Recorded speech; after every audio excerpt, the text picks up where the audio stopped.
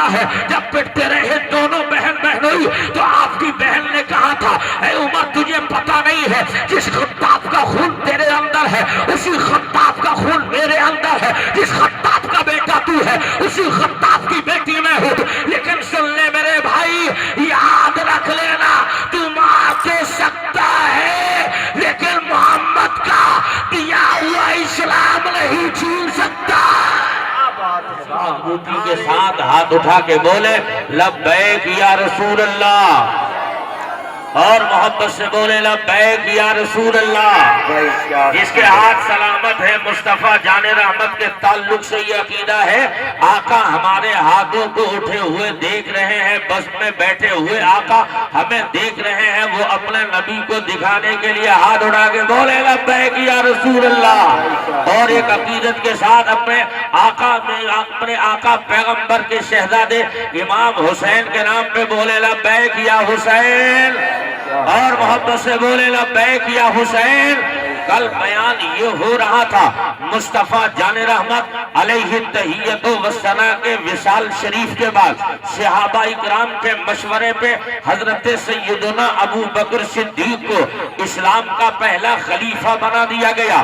اب اسلام کے اس پہلے خلیفہ کی عظمتیں سن جانے کے بعد سرکار پیغمبر آدم کا یہی سچا جانشین جس زہر سے آپ کے پیر میں جس سانپ نے کاٹا تھا اسی سانپ کے زہر سے آپ کا انتقال 2 سال کچھ مہینے حکومت کرنے کے بعد میں ہو گیا.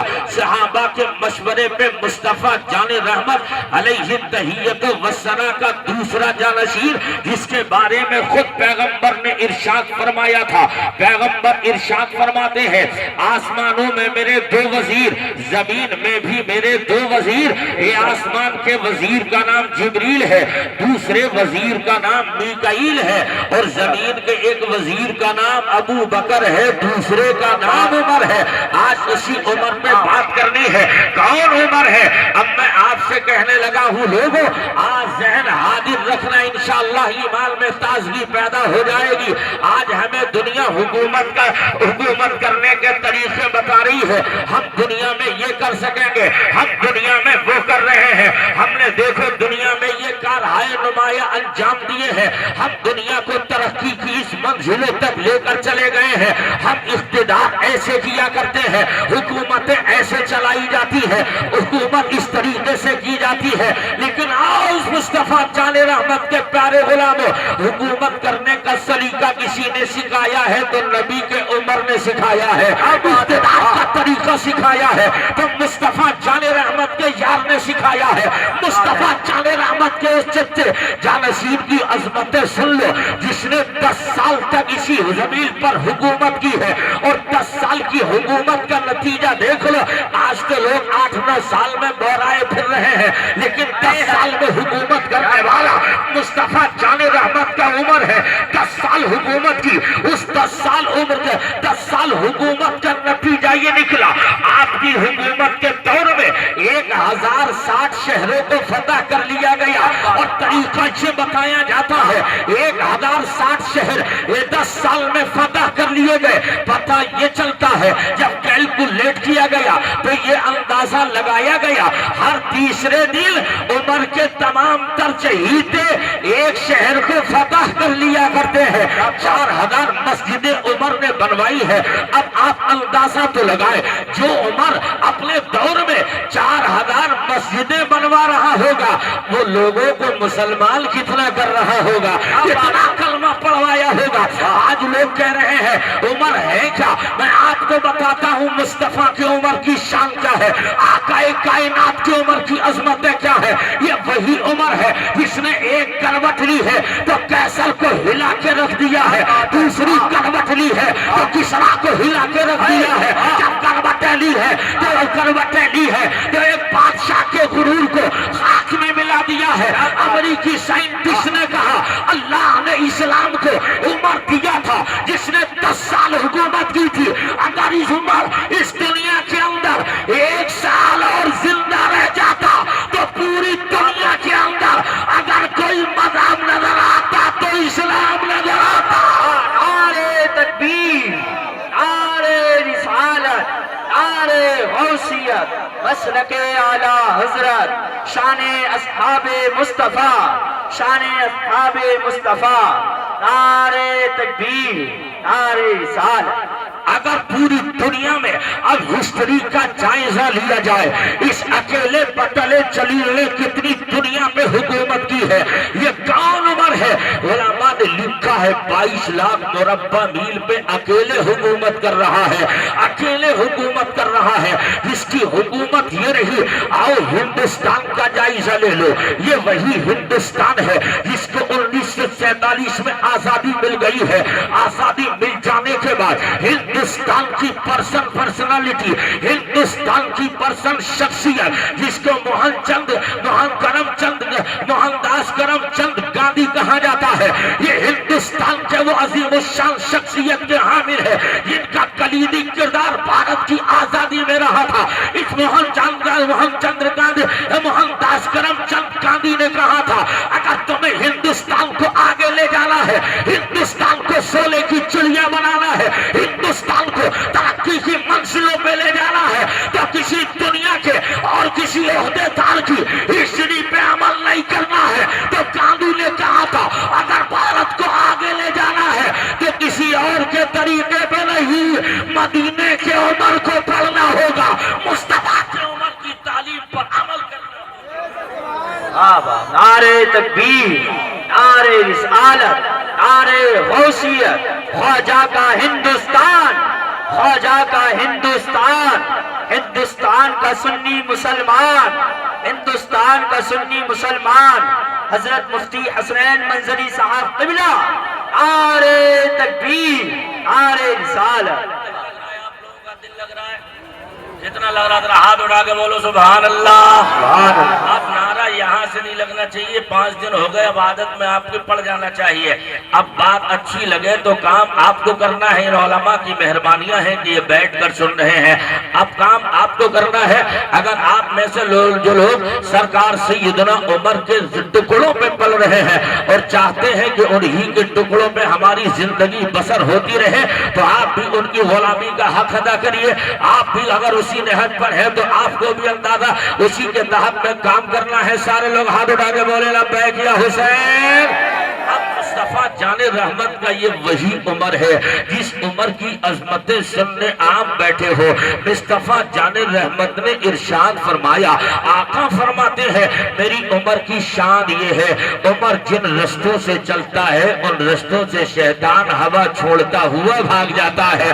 آقا کائنات نے ایک مقام پہ فرمایا، اے لوگوں اگر میرے بعد نبوت کا دروازہ کھلا رہتا، میرے بعد کوئی نبی ہوتا تو میرا عمر نبی ہوتا۔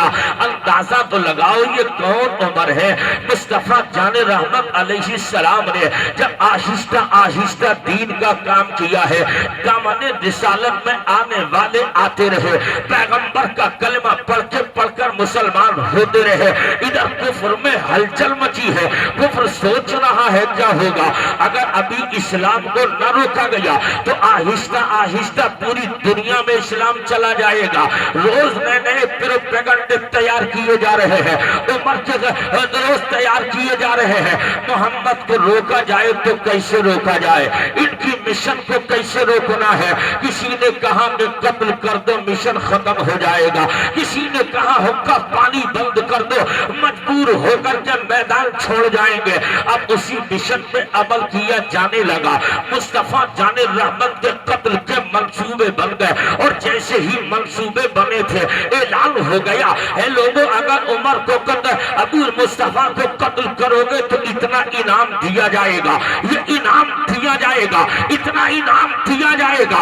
اتنے میں کیا دیکھا، ایک دن پیغمبر آدم علیہ السلام نے اپنے ہاتھوں کو اٹھا کر عرض کیا تھا، مولا اسلام کی عزت کے لیے، اسلام کے وقار کے لیے، اسلام کی بلندی کے لیے مولا یا عمر کو مسلمان کر دے یا ابو جہل کو مسلمان کر دے۔ مصطفیٰ جان رحمت کی دعا ہے، میرے امام کہتے ہیں اجابت کا دوڑا، عنایت کا صحرا، عنایت کا جھولا، دلہن بن کے نکلی دعائے محمد۔ مصطفیٰ جان رحمت کی زبان نبوت سے یہ دعا نکل رہی ہے، پروردگار مسلمان اسلام کے لیے نہیں، اسلام کی عزت کے لیے، اسلام کے وقار کے لیے، اسلام کی بلندی کے لیے مولا عمر کو مسلمان کر دے یا ابو جہل کو مسلمان کر دے۔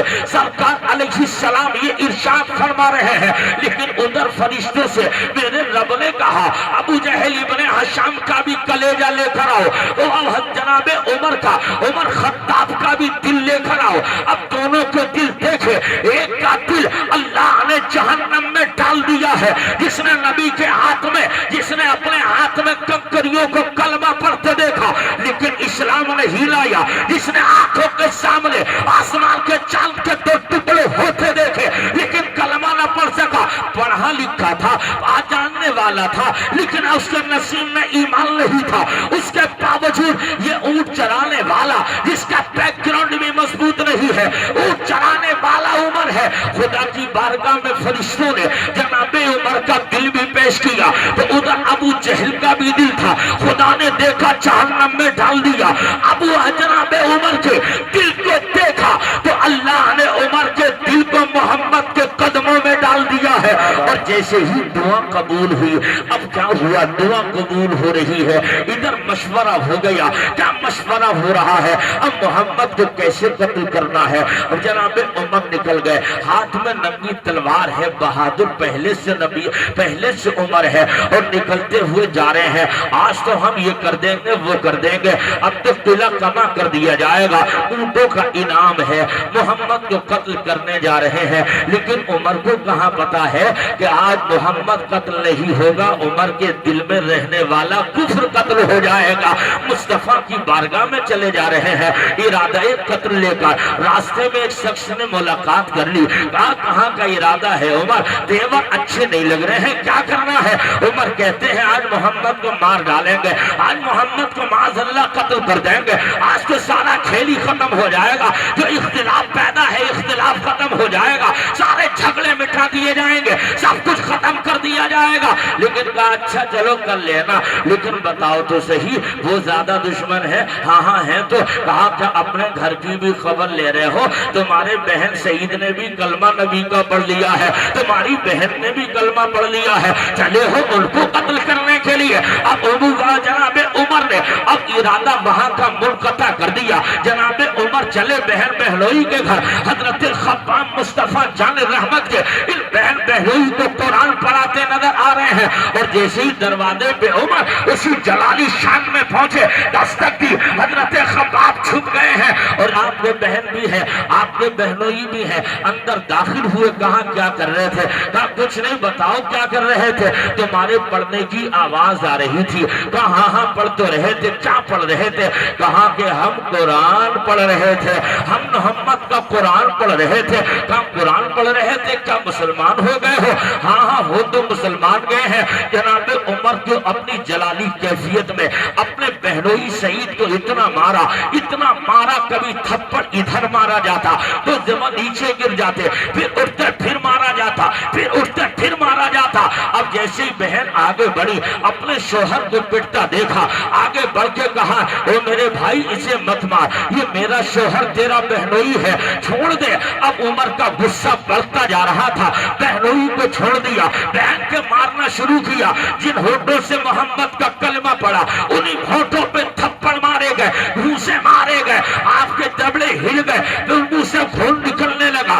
اس کے باوجود جب اپنی بہن کا خون بہتے دیکھا، غصہ ٹھنڈا ہو گیا تو عمر کہنے لگے یہ بتا بہن آخر تو پڑھ رہی تھی؟ ہاں ہاں، جب تو نے دل ہی دے دیا ہے، جب پٹتے رہے دونوں بہن بہنوئی تو آپ کی بہن نے کہا تھا اے عمر تجھے پتا نہیں ہے جس خطاب کا خون تیرے اندر ہے اسی خطاب کا خون میرے اندر ہے، جس خطاب کا بیٹا تو ہے اسی خطاب کی بیٹی میں ہوں۔ لیکن سن لے میرے بھائی، یاد رکھ لینا تو مار تو سکتا ہے لیکن محمد کا دیا ہوا اسلام نہیں چھین سکتا۔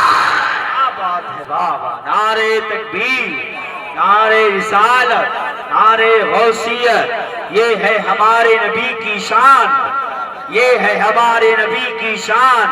سرزمین کٹھرہ حضرت مفتی حسنین منظری صاحب قبلہ، حضرت حسنین منظری صاحب قبلہ नारे तकबीर, नारे रिसालत।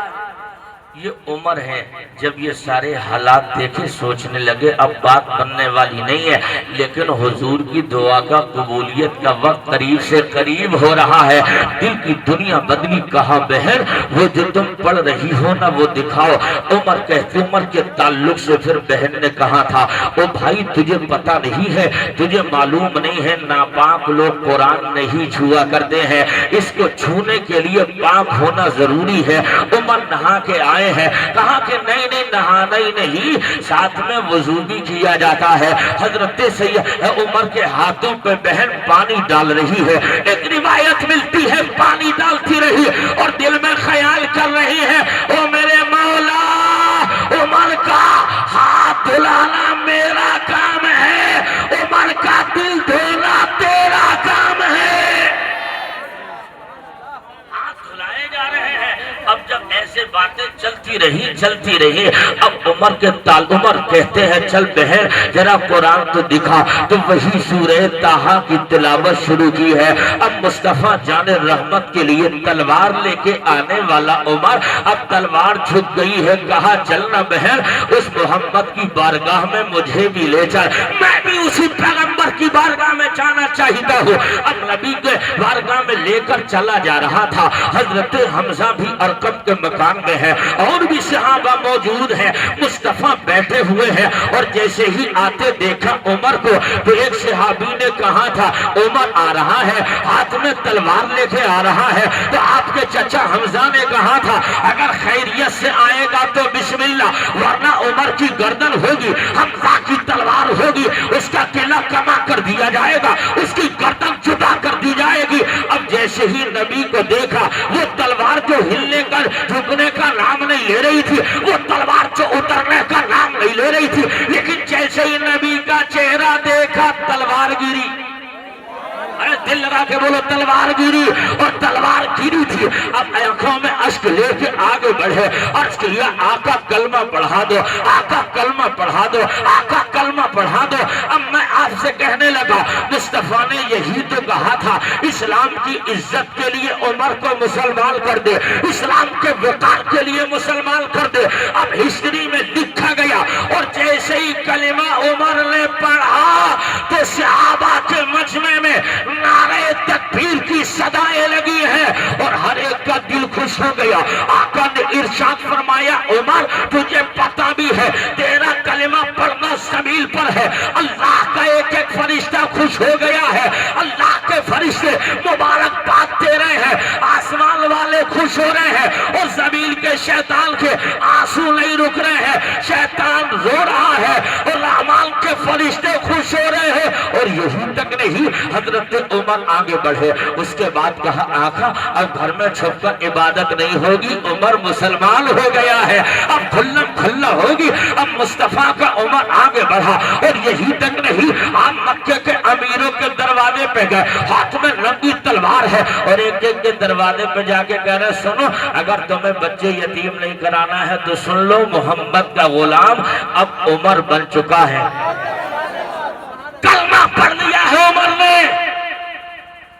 दरवाजे जाकर ऐलान कर रहे हैं उमर मुसलमान हो गया है, उमर मुसलमान हो गया है। कहते हैं लोगों अगर जिसे बच्चे यतीम कराना है वो मुकाबला मोहम्मद से कर ले, जिसको बीवी बेवा कराना है वो मोहम्मद का मुकाबला कर ले, जिसको बच्चे यतीम कराना है आ जाए वो मुकाबले में। घर घर जाके ऐलान कर रहे, अबू जहल के दरवाजे पे गए, दरवाजा खटखटाया, रिश्ते में मामू है अबू उमर का, और कहा कि मामा ये तो सुन ले मैं मोहम्मद का गुलाम हो चुका हूँ, अगर तेरी बल पड़ती है आजा निकल जा। याद रख लेना हजरत उमर तलवार लेके चले जा रहे हैं, ये वही उमर है जिनकी इज्जत अजमत सुन लो ए लोगों ईमान ताजा हो जाएगा। इस उमर की शान को सुन लो, मुस्तफा जाने रहमत के जितने सहाबा हैं सब नबी की मुरीद हैं और जनाबे उमर सरकार के मुरीद नहीं आका की मुराद है।